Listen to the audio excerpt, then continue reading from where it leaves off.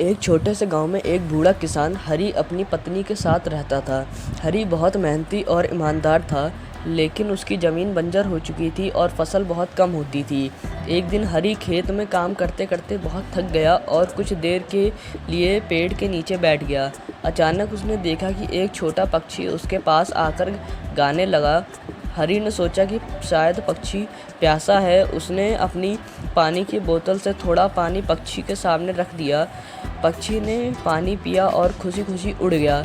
हरी ने मन ही मन सोचा कि उसने अच्छा काम किया है। अगले दिन हरी अपने खेत में फिर से काम कर रहा था। तभी उसने देखा कि वही पक्षी फिर से उसके पास आया और कुछ चमकती हुई चीज़ उसकी तरफ फेंकी। हरी ने ध्यान से देखा तो पाया कि वह एक कीमती हीरा था। हरी को अपनी आंखों पर विश्वास नहीं हुआ। वह हीरा लेकर अपनी पत्नी के पास गया और उसे सब कुछ बताया। पत्नी ने कहा, यह भगवान का आशीर्वाद है। हमें इस हीरे को बेचकर अपनी ज़मीन की हालत सुधारनी चाहिए।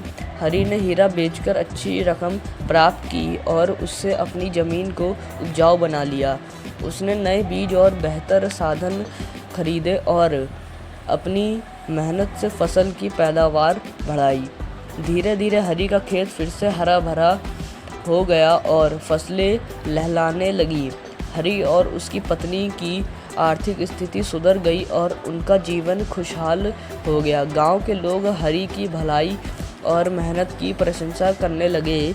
हरी ने सबको बताया कि यह सब एक छोटे से पक्षी की वजह से संभव हुआ है, जिसे उसने एक दिन पानी पिलाया था। इस कहानी से गांव के लोगों ने सीखा कि भलाई का प्रतिफल हमेशा मिलता है, चाहे वह कितना भी छोटा काम क्यों ना हो।